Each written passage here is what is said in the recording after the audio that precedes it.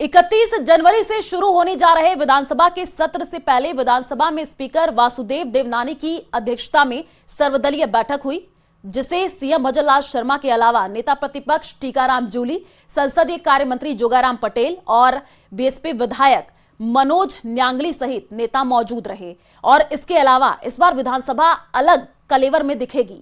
देखिए रिपोर्ट।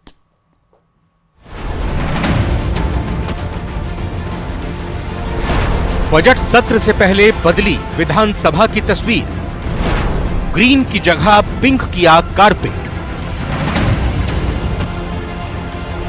विपक्ष ने साधा सरकार पर निशाना। टीकाराम जूली बोले, ये राजसी ठाट बाट का प्रतीक। कलर एक मैं समझता हूं राजसी ठाट बाट का प्रतीक नजर आता है। 16वीं विधानसभा का बजट सत्र 31 जनवरी यानी शुक्रवार से शुरू हो रहा है, लेकिन इस बार विधानसभा की तस्वीर आपको बदली हुई नजर आएगी।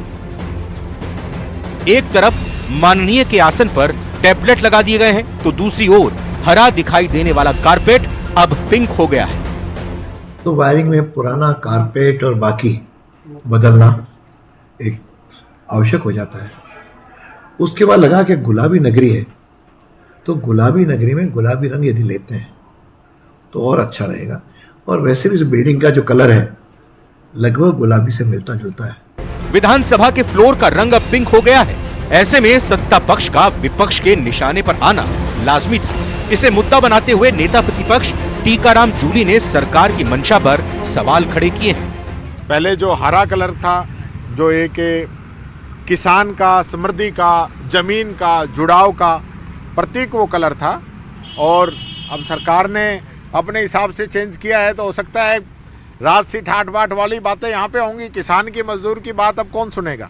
ये तो सरकार की जो मंशा है, सरकार का जो विजन है, सरकार का जो रंग है वो बता रहा है। देखिए, भारतीय जनता पार्टी के पास उपलब्धि तो राजस्थान में काम की जीरो है। अब इन्होंने विधानसभा का जो कारपेट हरा था उसको गुलाबी कर दिया, तो उससे जनता की आंखों में गुलाबीपन नहीं आया, कोई फायदा नहीं हुआ। आप मुझे ही बताइए, बीजेपी को इतनी तकलीफ है तो तिरंगे में सबसे ऊपर केसरिया है, फिर सफेद है, फिर हरा है, तो तिरंगे से आप हरे को हटा दोगे क्या? भारतीय जनता पार्टी की नीयत खराब है। सरकार की कोशिश है कि इस बजट सत्र को पेपर और पेपरलेस दोनों तरीके से चलाया जाए। ऐसे में बदलाव सिर्फ विधानसभा के फ्लोर पर ही नजर नहीं आएगा, बल्कि विधायकों की टेबल्स पर भी टैबलेट्स लगा दिए गए हैं। विधायकों को ट्रेनिंग भी दी गई है। हमने टेबलेट आईपैड लगाए हैं, उसको टेस्ट भी कर लिया है, और उस पर अपने एमएलएस को हमने ट्रेनिंग का भी आयोजन किया। लगभग सामूहिक रूप से एक आयोजन किया, फिर छोटे छोटे ग्रुप में दूसरा चरण भी उसका हमने निभाया, और लगभग 110 एमएलएस के आसपास प्रशिक्षण लोगों ने लिया, माननीय सदस्यों ने। बजट सत्र से पहले विधानसभा स्पीकर वासुदेव देवनानी की अध्यक्षता में विधानसभा में सर्वदलीय बैठक भी हुई, जिसमें सीएम भजनलाल शर्मा के अलावा नेता प्रतिपक्ष टीकाराम जूली समेत कई विधायक मौजूद रहे। बैठक में चर्चा हुई कि कैसे सदन को शांतिपूर्वक चलाया जाए। विपक्षी साथियों से भी हमने अपेक्षा की कि जो मुद्दे रखे जावे उन मुद्दों को आपस में नियमों के अनुसार रखेंगे तो उसका सरकार जवाब पूरा देगी। सरकार चल नहीं रही है, 1 साल हो गई है, सिर्फ और सिर्फ बेढम कुछ बोल दे। बेढम आंकड़े तो लेके बोले। बेढम साहब हमारी सरकार के गृह राज्य मंत्री हैं, वो बता दें कि राजस्थान में कौन सा जिला कानून व्यवस्था में सबसे खराब स्थान है, फिसड्डी है, तो नाम आएगा भरतपुर। देखिए, सर्वदलीय बैठक का मूल उद्देश्य एक ही था कि सदन हमारा 31 तारीख से सदन चल रहा है, और 31 तारीख से लेकर मार्च तक जब सदन चले, ये बड़ा शांतिपूर्वक चले। राजस्थान की जनता की आम आवाज को लेकर हम सदन के समय का सदुपयोग करें, इस बात को लेकर चर्चा हुई। सर्वदलीय बैठक हो चुकी है। अब 30 जनवरी को बीजेपी विधायक दल की बैठक होगी। ये बैठक सीएम की अध्यक्षता में उनके आवास पर 30 जनवरी दोपहर 2 बजे बुलाई गई है। 31 जनवरी को बजट सत्र की शुरुआत राज्यपाल हरिभाऊ बागड़े के अभिभाषण से होगी, जिसके बाद 3 से 6 फरवरी तक उनके अभिभाषण पर सदन में चर्चा होगी। मुख्यमंत्री भजनलाल शर्मा 7 फरवरी को बहस पर जवाब देंगे। इसके बाद 19 फरवरी को बजट पेश किया जाएगा।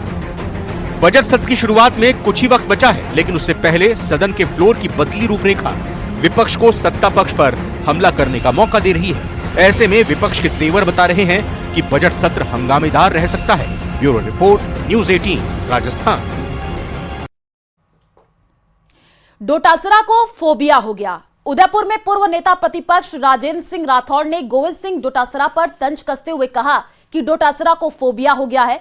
वह उस पार्टी और संगठन के बारे में बार बार बात करते हैं जिसके बारे में उन्हें तनिक भी जानकारी नहीं है। दरअसल गोविंद सिंह डोटासरा ने कहा था कि भाजपा और आरएसएस को सपने में कांग्रेस नजर आती है।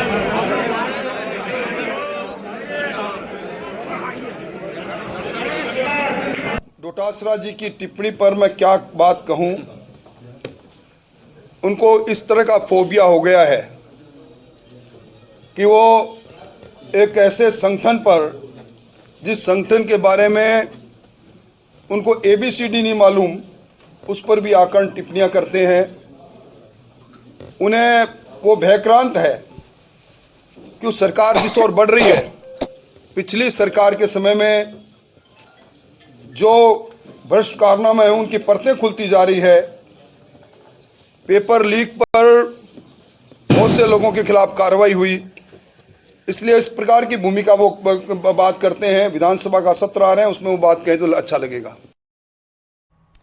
सियासतदान की जुबान से निकली कोई बात अननोटिस्ड नहीं रहती, इसलिए जनता के चुने हुए प्रतिनिधियों से खास समझदारी की उम्मीद रहती है। लेकिन वोट बैंक के चक्कर में कुछ लोग वैसे बयान दे जाते हैं जिस पर अच्छा खासा घमासान मच जाता है। हनुमानगढ़ से ऐसी ही एक रिपोर्ट सामने आई है, देखिए। धरना, प्रदर्शन, आक्रोश और ज्ञापन। तस्वीरें हनुमानगढ़ की। निर्दलीय विधायक गणेश राज बंसल के एक बयान से मचा घमासान थमने का नाम नहीं ले रहा। दरअसल मंगलवार को हनुमानगढ़ जिले के जनछत क्षेत्र में स्थित जांगिड़ सुथार धर्मशाला में मूल ओबीसी जन जागृति मंच के बैनर तले एक बैठक आयोजित की गई, जिसमें मूल ओबीसी समुदाय की एकता बनाए रखने के लिए संगठित प्रयास करने का संकल्प जताया गया और मूल ओबीसी का अधिकार छीनने का प्रयास कर रहे जाति विशेष के उम्मीदवारों का विरोध करने की बात कही गई। सभी ने एकजुट होकर ये प्रण लिया है कि वो आगामी जो भी चुनाव होंगे उनमें मूल ओबीसी अपनी एकता बनाए रखेगी और जाति विशेष जो इनका हक खा गए जाट समुदाय, उनके विरोध में ये मत करेंगे। निर्दलीय विधायक गणेश राज बंसल का विवादित बयान वायरल हुआ, जिसके बाद बुधवार को हनुमानगढ़ के बाशिंदों का आक्रोश भड़क उठा। आक्रोशित नागरिकों ने जिला कलेक्ट्रेट का घेराव करते हुए विधायक गणेश राज बंसल के खिलाफ जमकर नारेबाजी की। जाट, जट सिख, बिश्नोई और मुस्लिम समाज के नागरिकों ने हनुमानगढ़ विधायक गणेश राज बंसल पर जातीय द्वेष बढ़ाने का आरोप लगाया। सरकार ने नियम बना रखे हैं, अगर कोई मूल ओबीसी में वो भी हमारे हैं, और ओबीसी के अंदर अगर कोई मुस्लिम समाज, सिख समाज, बिश्नोई समाज, जाट समाज, सारे हम इकट्ठे हैं। उन्होंने एक आपसी भाईचारे को खत्म करने का जो वीडियो है वो वायरल किया है, ताकि आपस में लोगों का जुड़ाव ना रहता है। सरकार ने ਜਿਹੜਾ ओबीसी ਚ ਜਾਤੀਆਂ ਸ਼ਾਮਿਲ ਕੀਤੀਆਂ ਤਾਂ ਕੱਲਾ ਜਾਟ ਸਮਾਜ ਦਾ ਕੀਤਾ ਨਹੀਂ, ਉਹਦੇ ਵਿੱਚ ਜਾਟ ਭਾਈਚਾਰਾ, ਜੱਟ ਸਿੱਖ ਭਾਈਚਾਰਾ, और बिश्नोई भाईचारा ਤੇ ਮਮਦਨ ਭਾਈਚਾਰਾ, ये सारा ओबीसी ਚ शामिल किया हैगा। नागरिकों ने विधायक के खिलाफ कार्रवाई के लिए राज्यपाल और मुख्यमंत्री के नाम जिला कलेक्टर को ज्ञापन सौंपा। सर्व समाज ने विधायक के खिलाफ कार्रवाई न होने पर आंदोलन की चेतावनी दी। न्यूज़ 18 राजस्थान के लिए हनुमानगढ़ से राजू रामगढ़िया की रिपोर्ट।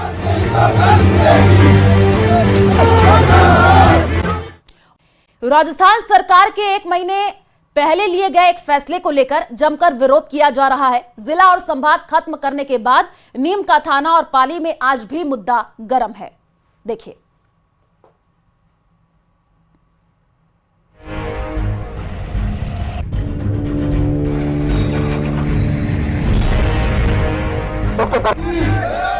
नीम का थाना को जिला निरस्त करने के बाद नीम का थाना से अलग हुए खेतड़ी को जिला बनाने की मांग एक बार फिर उठने लगी है। खेतड़ी जिला बनाओ संघर्ष समिति के आह्वान पर खेतड़ी कस्बा बंद रहा।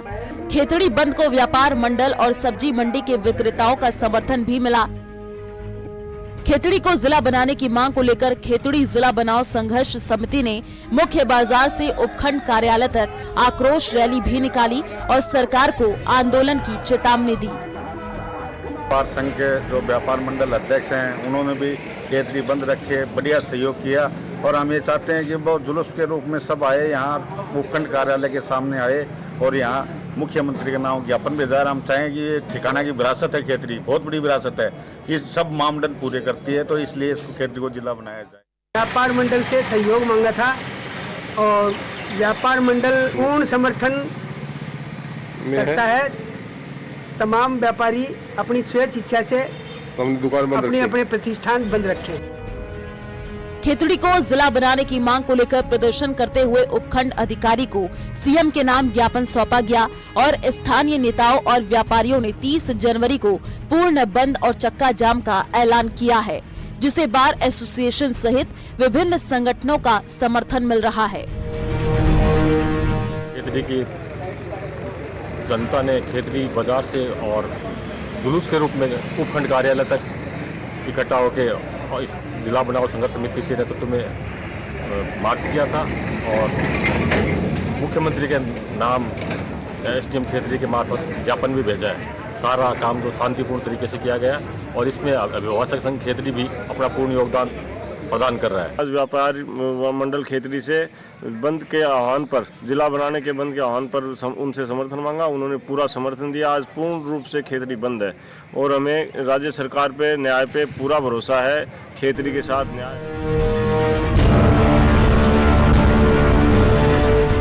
वहीं शाहपुरा जिला खत्म करने का भी विरोध तेज हो चुका है। जिला बचाओ संघर्ष समिति के आह्वान पर शाहपुरा के भी बाजार बंद रखे गए। बाजार बंद के दौरान खाने पीने, चाय, मेडिकल स्टोर, इसके साथ ही संघर्ष समिति ने महलों के चौक में महापड़ाव सभा का भी आयोजन किया और आम सभा के बाद आक्रोश रैली निकाली गई। शाहपुरा जिला दोबारा बनाने की मांग करते हुए 15 दिनों का अल्टीमेटम भी दिया गया।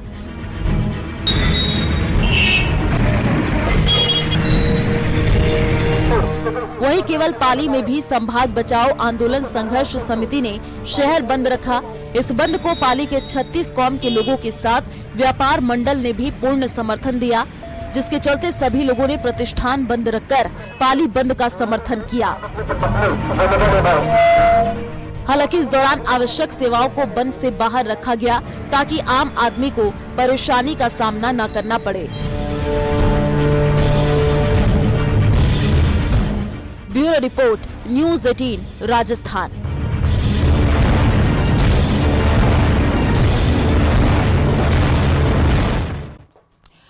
अलवर से बड़ी खबर सामने आ रही है। हत्या के मामले में दोषियों को सजा हुई है। कोर्ट ने 7 लोगों को आजीवन कारावास की सजा सुनाई है। हटीला और उसके परिवार के साथ मारपीट की गई थी और मारपीट के बाद हटीला की मौत हो गई थी। आपको बता दें कि मामले को लेकर SC/ST कोर्ट ने फैसला सुनाया है। तो अलवर से ये बड़ी जानकारी, हत्या के मामले में दोषियों को सजा सुनाई गई है। तो मारपीट के बाद हटीला की मौत हो गई थी और इस पूरे मामले में अब फैसला सामने आया है। मामले को लेकर के SC/ST कोर्ट ने ये फैसला सुनाया है। प्रदेश में साइबर ठगों के खिलाफ ताबड़तोड़ कार्रवाई की जा रही है, जहां ठग अलग अलग तरीकों से लोगों को अपने जाल में फंसा रहे हैं। तो वहीं पुलिस भी उन तक पहुंचने के लिए कोई कसर नहीं छोड़ रही है। देखिए रिपोर्ट।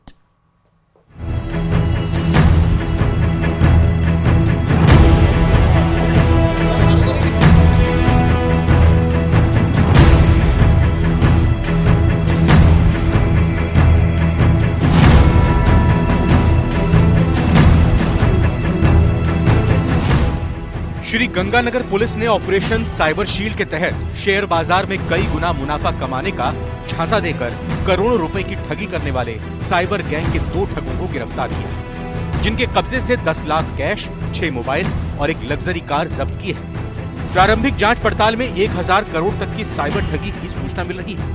वहीं पुलिस विस्तृत अनुसंधान में ठगी की रकम कई गुना होने की भी संभावना जताई है। वो कंप्लेनेंट है, उसके खुद के साथ 4.5 करोड़ का टोटल फ्रॉड हुआ है। कर्नाटका में 200 करोड़ का फ्रॉड हुआ है और अगर पूरे इंडिया में देखा जाए तो जैसे मैंने बताया कि अभी तक के एनालिसिस से केवल एक फर्स्ट लेयर में 1000 करोड़ के फ्रॉड सामने आ रहा है। इस तरीके से 75 जब कंप्लेंट्स उनको सबको स्टडी की जाएगी तो उसमें हो सकता है और भी बहुत ज़्यादा अमाउंट आए। दरअसल कर्नाटक से श्री गंगानगर आए पीड़ितों ने बताया कि साइबर ठगों ने उनसे उनकी जिंदगी भर की मेहनत की कमाई ठग ली। और तो और न केवल उन्होंने अपनी पूंजी को दांव पे लगाया बल्कि अपने मिलने जुलने वाले रिश्तेदार दोस्तों से भी पूंजी इकट्ठा कर साइबर ठगों को सौंपा। तो बोलने के बाद में सारे के सारे लोग क्या है ज्यादा से ज्यादा पैसा लगाने लगे। तो लगाने के बाद में जैसे ही पैसा सबसे ज्यादा जब इनके अकाउंटों में आ गया सर, तो आने के बाद में ये अपना सॉफ्टवेयर बंद कर दिए। बंद करके दुबई चले गए। तो 6, 7, 8 महीना तक वहाँ से नहीं आए। तो 8 महीने के बाद में ये बोले कि सॉफ्टवेयर का कुछ CRM का अपडेट चला हुआ है, वो आते ही हमें क्या है खुला करके सबका पैसा दे देंगे बोले। उसके बाद में फिर वो स्विच ऑफ करेंगे। तो उसके बाद में मिलना फोन करना कॉल करना बंद कर दिया। सर मेरा खुद का 22 लाख है। मेरे जो पहचान वाले मेरे जो दोस्त है फ्रेंड्स सब मिलके मेरा 1 करोड़ 10 लाख रुपए है सर। ऐसे करके हमारे जो फ्रॉड किए हैं सर, ये लोग हमारे को विश्वास लेके गंगानगर पे बुलाए। बुलाने के बाद तुम्हारा पेमेंट देते करके बुलाए सर। इधर आने के बाद 10 बार गुंडे और इनके पिस्तौले और घन लेके आके हमारे को किसका पैसा किधर पैसा दिए कौन कैसा करके धमा दिया सर। बाद में हम डर के हम इधर जो पुलिस थाने में आके मुकदमा दर्ज किए सर। वहीं साइबर ठगी के गिरोह में शामिल अन्य सदस्यों के बारे में जानकारी जुटाई जा रही है और जल्द से जल्द उन तक पहुंचने की कोशिश की जा रही है। इसमें अभी विस्तृत अनुसंधान किया जा रहा है। इनके जो आरोपी हैं इनके घरों पर जब रेड की गई तो 10 लाख कैश, 1 लेक्सस वाहन, 6 मोबाइल फोन भी जब्त हुए हैं। हम इसकी और डिटेल अनुसंधान करेंगे, स्टडी करेंगे और यदि आवश्यक होगा, यदि ये बात सामने आती कि साइबर फ्रॉड की गतिविधि के क्रम में ये सभी चीज़ें ली गई हैं तो इनको 107 BNSS के लिए भी परिवाद लगाया जाएगा ताकि इनको जब्त करके कुर्क करके जिनके साथ फ्रॉड हुआ है उनको उनके पैसे रिटर्न करें। श्री गंगानगर के इन सातिर साइबर ठगों ने पिछले कुछ सालों में ही भोले भाले निवेशकों से साइबर ठगी करते हुए करोड़ों अरबों रुपए की प्रॉपर्टी श्री गंगानगर सहित देश भर में बनाई है। वहीं कुछ सातिर साइबर ठगों के विदेश भाग जाने की भी आशंका जताई जा रही है। ऐसे में श्री गंगानगर पुलिस के सामने इन सातिर साइबर ठगों पर कानूनी शिकंजा कसना एक बड़ा चैलेंज रहेगा। तो वहीं इन सातिर साइबर ठगों की ठगी का शिकार हुए पीड़ित लोग अपनी जमा पूंजी वापस प्राप्त करने के लिए पुलिस प्रशासन की ओर उम्मीद भरी निगाहों से देख रहे हैं। केवल श्री गंगानगर में ही नहीं, हनुमानगढ़ पुलिस ने भी बड़े साइबर फ्रॉड का खुलासा करते हुए एक गिरोह के 5 सदस्यों को गिरफ्तार किया है और 27 करोड़ के साइबर फ्रॉड का खुलासा किया है, जिसमें गैंग के सदस्यों ने झांसा देकर दूसरों के बैंक खाते खुलवाए और 27 करोड़ का साइबर फ्रॉड कर लिया, जिसमें से 1 करोड़ रुपए पुलिस ने भी सीज किए हैं। वहीं पुलिस ने 60 passbook, 32 ATM card, 11 mobile, 8 SIM समेत कई अन्य दस्तावेज भी बरामद किए हैं। तो हमने गोपनीय रूप से पता किया तो एक्चुअली ये भोले भाले लोगों से कुछ पैसा देके लालच देके अकाउंट ले लेते हैं। एक्चुअली करने वाला कोई और गिरोह है। तो उस गिरोह को आज हमने पकड़ा है, जिसमें अभी 5 लोग आज गिरफ्तार किए हैं और जिनसे 60 पासबुक और चेकबुक मिली है। इनसे 32 ATM और डेबिट कार्ड मिले हैं और 11 मोबाइल फोन मिले हैं, 8 सिम कार्ड हैं और इसमें खास बात है कि इनके पास 7 रबड़ की मोहरें भी मिली है जो फर्जी है। जो अकाउंट में मान लो पैसे ज्यादा आ गया, अकाउंट अगर होल्ड हो गया तो उसके लिए फर्जी फर्में बनाना, फर्जी डॉक्यूमेंट्स बनाना, ये काम भी ये गिरोह ही करता है। जैसलमेर में तो 2 अलग अलग मामलों में ठगी के आरोपी गिरफ्तार किए गए हैं और पीड़ितों की पूरी राशि भी उनके खातों में वापस करवा दी गई है। फिलहाल पुलिस की ताबड़तोड़ कार्रवाई के बाद प्रदेश के साइबर ठगों में भी हलचल पैदा हो गई है, जो अच्छी खबर है। Bureau report, news 18 Rajasthan.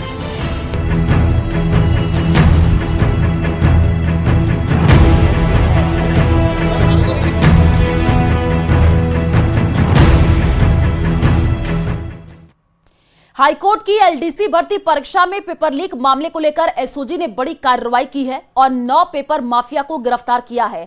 आरोपी ब्लू चिप के जरिए प्रतियोगी परीक्षा में पेपर लीक करवाते थे और सॉल्व करवाते थे। एसओजी सभी 9 आरोपियों को कल 12 बजे के बाद कोर्ट में पेश करेगी और रिमांड मांगेगी। तो कल सभी 9 आरोपियों को कोर्ट में पेश किया जाएगा। ये बड़ी जानकारी आपको दे रहे हैं। आपको बता दें कि कल 12 बजे के बाद कोर्ट में पेश किया जाएगा और रिमांड भी जो है मांगी जाएगी। ये बड़ी अपडेट आपको दे रहे हैं क्योंकि अब इस पूरे मामले में जो है ये बड़ी कार्रवाई एसओजी को देखने को मिली है और 9 पेपर माफिया को गिरफ्तार किया गया है। आरोपी ब्लू चिप के जरिए प्रतियोगी परीक्षा में पेपर लीक करवाते थे, ऐसी सूचना मिली है और पेपर को सॉल्व भी करवाते थे। एसओजी सभी 9 आरोपियों को कल 12 बजे के बाद कोर्ट में पेश करेगी और रिमांड मांगेगी। 2022 में हाई कोर्ट एलडीसी की जो परीक्षा हुई थी उसमें भी उन्होंने इस परीक्षा में ब्लूटूथ के सहारे बहुत सारे कैंडिडेट को पेपर पढ़ाया था। उनको चिन्हित किया है जो एक्चुअल में एग्जाम में बैठे थे और जिन्होंने ब्लूटूथ का उपयोग किया है। ऐसे लोगों के खिलाफ वेरिफिकेशन के आधार पर कल एफआईआर दर्ज किया था और चूंकि वो विभिन्न जिलों में विभिन्न अदालतों में पोस्टेड हैं, उनमें से कुछ लोगों को चिन्हित करके पहली खेप में 9 लोगों को गिरफ्तार कराया गया है। जो स्थानीय जिला की टीम है उन्होंने उनको दस्तयाब किया है और ये अलग अलग जगहों से, दूर दराज से, पाली से, उदयपुर से, भीलवाड़ा से, सीकर से, चूरू से, ये सब ट्रांजिट में है। इनका नाम, पता, डिटेल जो है किस कोर्ट में कार्यरत है, कहाँ के रहने वाले हैं। श्री गंगानगर में एक सप्ताह के अंदर ही कुरियर के जरिए नशीली दवाएं भिजवाने का दूसरा मामला सामने आया है, जहां औषधि नियंत्रक विभाग और पुलिस ने कुरियर के जरिए भेजे गए प्रतिबंधित घटक की नशीली दवाइयों की खेप पकड़ी है और इस बार प्रतिबंधित घटक के 26,000 नशीले कैप्सूल की खेप पकड़ी गई है। देखिए रिपोर्ट।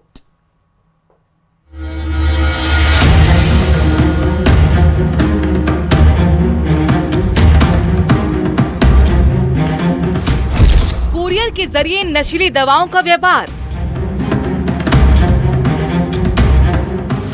एक सप्ताह के अंदर दूसरी बार पकड़ी गई खेप। श्री गंगानगर में कुरियर से आए 26,000 नशे के कैप्सूल। ड्रग इंस्पेक्टर और पुलिस की संयुक्त कार्रवाई।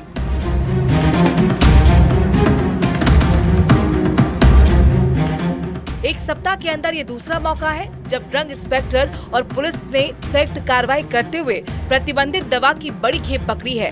हैरानी की बात यह है कि इन प्रतिबंधित दवाओं का व्यापार कुरियर के जरिए किया जा रहा था। औषधि नियंत्रक विभाग और पुलिस ने इस बार 26,000 प्रतिबंधित नशीले कैप्सूल्स की खेप पकड़ी है।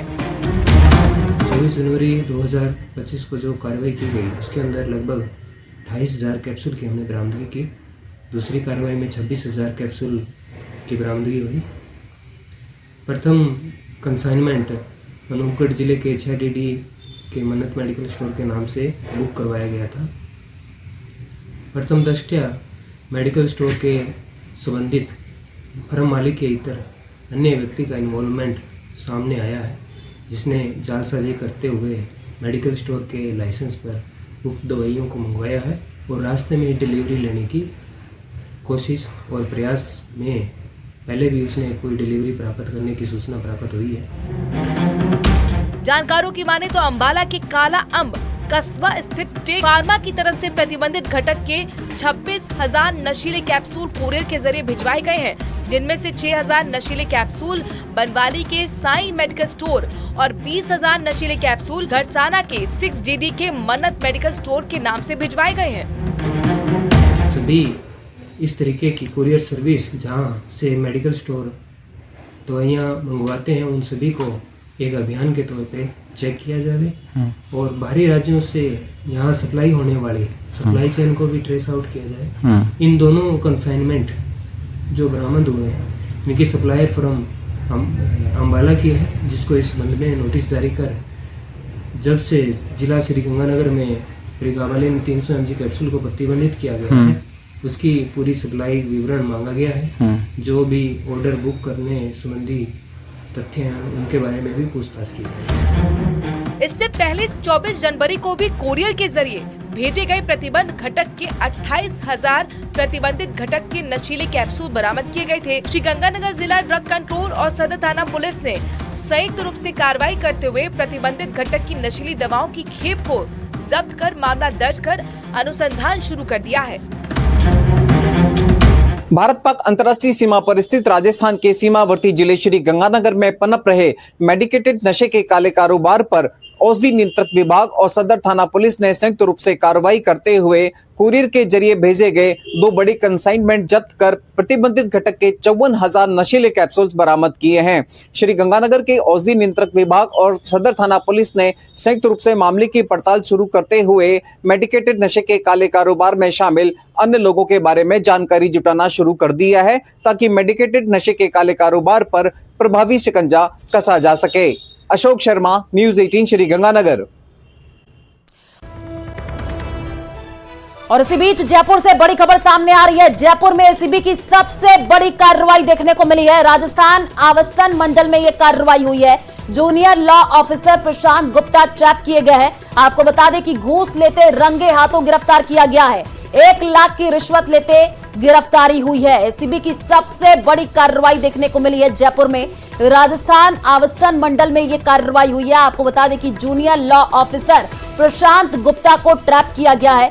घूस लेते रंगे हाथों गिरफ्तार किया गया है। 1 लाख की रिश्वत लेते गिरफ्तारी हुई है। ज्यादा जानकारी के लिए संवाददाता रोशन हमारे साथ जुड़ चुके हैं। रोशन, रिश्वत लेते गिरफ्तारी हुई है, क्या कुछ ये पूरा मामला रहा? देखिए, राजस्थान आवासन मंडल मुख्यालय के अंदर बताया जा रहा है कि जूनियर लॉ ऑफिसर जो है प्रशांत गुप्ता, उन्हें एसीबी की टीम ने ट्रैप किया है। जानकारी ये मिल रही है कि 1 लाख रुपए की रिश्वत लेते हुए प्रशांत गुप्ता को जो है रंगे हाथों एसीबी की टीम ने गिरफ्तार किया है। इसके साथ में ही एसीबी की टीम को और भी जो इनपुट है वो यहाँ पर हाथ लगा है कि इस रिश्वत के खेल में कौन कौन जो अधिकारी हैं वो शामिल थे। अभी एसीबी की जो टीम है वो हाउसिंग बोर्ड के अंदर जो है उसकी कार्रवाई जो जारी है।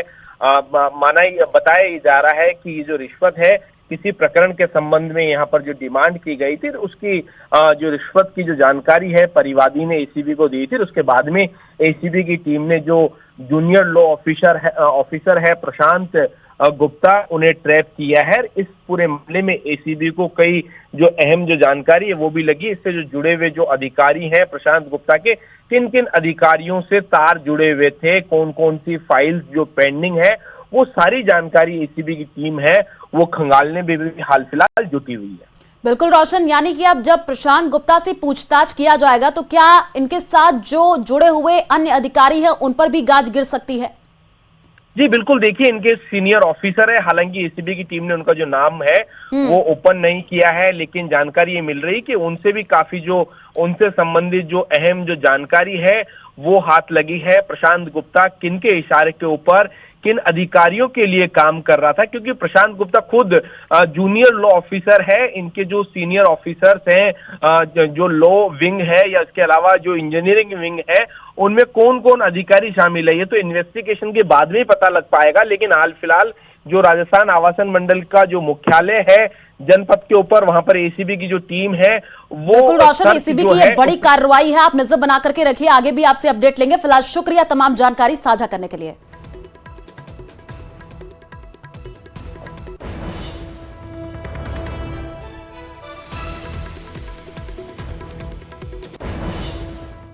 जयपुर के गांधीनगर थाना इलाके में 21 जनवरी की रात लूट की वारदात को अंजाम देने के मामले में पुलिस ने 2 आरोपियों को गिरफ्तार किया है, जिनके पास से 3.29 लाख रुपए और गहने बरामद हुए हैं।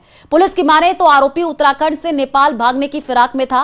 प्रेस कॉन्फ्रेंस में डीसीपी तेजस्विनी गौतम ने लोगों से नौकर रखने से पहले उनके वेरिफिकेशन की अपील की है। देखिए रिपोर्ट। जयपुर में बुजुर्ग महिला से लूट का मामला, पुलिस ने 2 आरोपियों को किया गिरफ्तार। भारत नेपाल बॉर्डर से हुई दोनों की गिरफ्तारी। राजधानी जयपुर में 8 दिन पहले बुजुर्ग महिला और 2 नौकरों को बंधक बनाकर लाखों की लूट करने के मामले में जयपुर पुलिस ने भारत नेपाल बॉर्डर से मकदूल तमाई और दान बहादुर बोहरा नाम के इन 2 आरोपियों को गिरफ्तार किया। दोनों नेपाल के रहने वाले हैं। जयपुर पुलिस ने इनके पास से तकरीबन 3.25 लाख रुपए और ज्वेलरी बरामद की है। पुलिस ने लोगों से अपील की है कि वो घर पर नौकर रखने से पहले उसका वेरिफिकेशन जरूर कराएं। इतना ही नहीं, जो लोग वेरिफिकेशन नहीं कराएंगे उनके खिलाफ भी एक्शन की बात कही।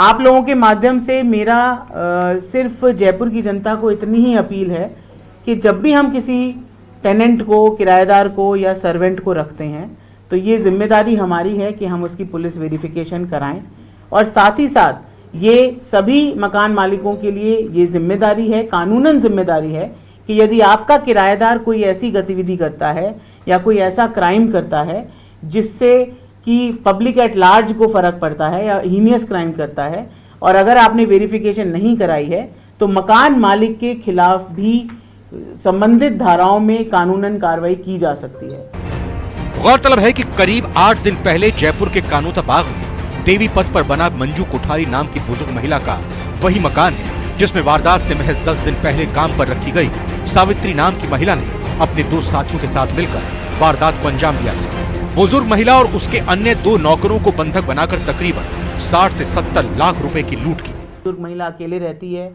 और आवागमन कम है, तो दूसरों के माध्यम से एक नई नौकरानी को वहाँ पे प्लांट किया गया और फिर बाकी लोगों से कॉन्स्पिरेसी के तहत बाकी लोगों को बुलाकर इस घटना को अंजाम दिया गया।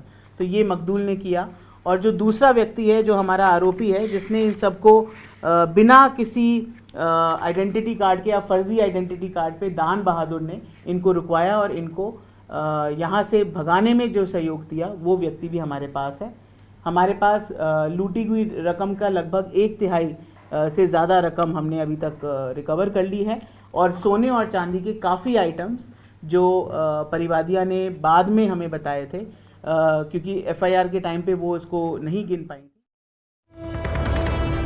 और इसी बीच जयपुर से बड़ी खबर सामने आ रही है। जयपुर में एसीबी की सबसे बड़ी कार्रवाई देखने को मिली है। राजस्थान आवासन मंडल में यह कार्रवाई हुई है। आपको बता दें कि जूनियर लॉ ऑफिसर प्रशांत गुप्ता को ट्रैप किया गया है। घूस लेते रंगे हाथों गिरफ्तारी हुई है। 1 लाख की रिश्वत लेते गिरफ्तार किया गया है। बड़ी जानकारी आपको जयपुर से दे रहे हैं, जहां पर राजस्थान आवासन मंडल में यह बड़ी कार्रवाई देखने को मिली है। आपको बता दें कि जूनियर लॉ ऑफिसर प्रशांत गुप्ता को ट्रैप किया गया है।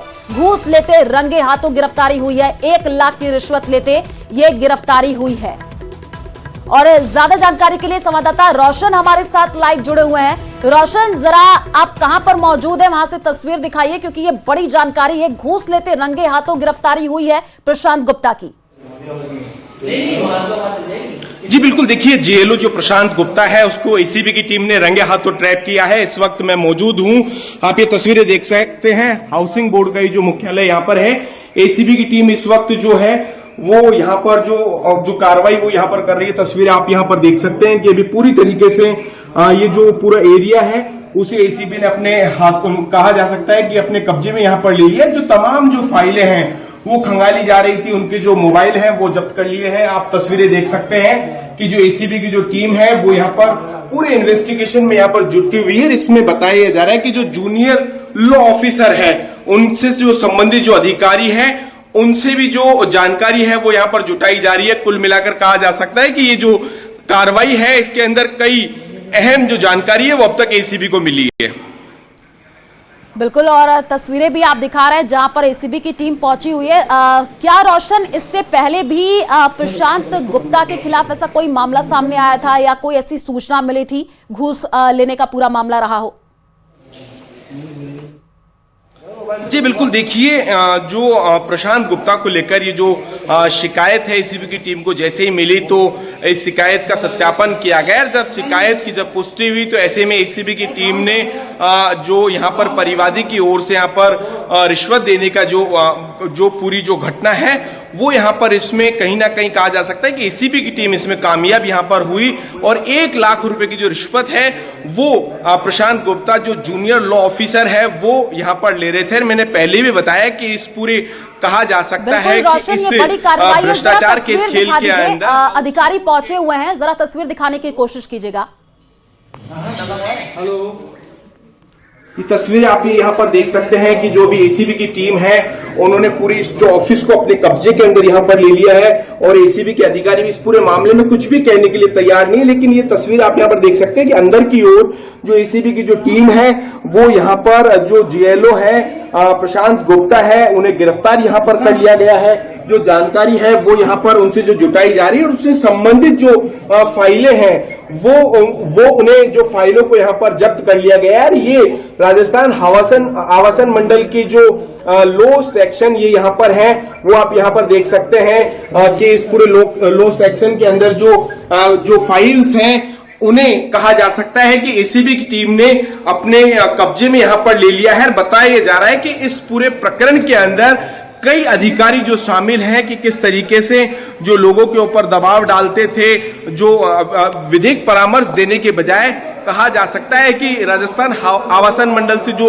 जुड़े हुए तमाम प्रकरण हैं उनके अंदर मोटी जो घूस है वो यहां पर ली जा रही थी। इस तरीके की और भी एसीबी की टीम को अब तक कहा जा सकता है कि जो पुख्ता जो सबूत है वो यहां पर उन्हें हाथ लगे हैं।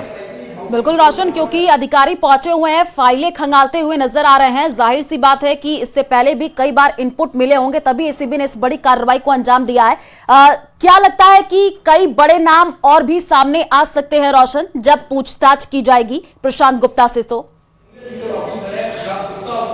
बिल्कुल, देखिए स्वाभाविक सी बात है कि आखिर प्रशांत गुप्ता किसके लिए काम कर रहा था, हाँ। किन अधिकारियों के इशारे के ऊपर काम कर रहा था, कौन कौन उनकी कॉन्टैक्ट लिस्ट के अंदर मौजूद थे, तमाम वो जानकारियां, तमाम वो फाइल्स यहां पर खंगाली जा रही है। जब यहां पर एसीबी की टीम पहुंची तो कुल मिलाकर कहा जा सकता है कि शाम को 6 साढ़े 6 बजे का जब वक्त था, जैसे ही यहां पर अधिकारियों को मालूम चला कि एसीबी की टीम यहां पर आ गई है, तो कुल मिलाकर कहा जा सकता है कि आवासन मंडल मुख्यालय के अंदर सन्नाटा है जो यहां पर फैल गया। कोई भी अधिकारी यहां पर कुछ बताने के लिए यहां पर तैयार नहीं है। आप यहां पर देख सकते हैं कि एसीबी की टीम ने अब जो कहा जा सकता है कि जो पूरा लॉ सेशन है उसे अपने कब्जे के अंदर यहां पर ले लिया है। जो तमाम जो फाइल्स हैं प्रशांत गुप्ता से संबंधित, अब तक कौन कौन सी जो फाइल्स हैं जो राजकाज के ऊपर है या फिर जो फाइल ट्रैकिंग सिस्टम के माध्यम से जिन फाइल्स को खंगाला जा सकता है, वो तमाम एसीबी की टीम बड़ी बारीकी से यहां पर जानकारी यहां पर जुटाने में यहां पर मिल रही है। मैंने पहले भी बताया, आप बता रहे हैं कि 6 साढ़े 6 बजे ये बड़ी कार्रवाई हुई है, 8 बजने को है। क्या प्रशांत गुप्ता की तरफ से कोई बयान आया है क्या? जी बिल्कुल, देखिए तस्वीरें इस बात की गवाह है। हमारे टीवी स्क्रीन के ऊपर भी आप देख सकते हैं कि जो प्रशांत गुप्ता है अब अपनी कोई भी जो सफाई है वो देने के लिए तैयार नहीं है। प्रशांत गुप्ता अपना जो चेहरा है वो मीडिया से छुपाते हुए यहाँ पर नजर आ रहे हैं और यहाँ पर जो एसीबी के अधिकारियों का कहना है कि इन्वेस्टिगेशन पूरी होती है तब तक वो उस पूरी घटना को लेकर जो है वो मीडिया से बिल्कुल रोशन, ये बड़ी कार्रवाई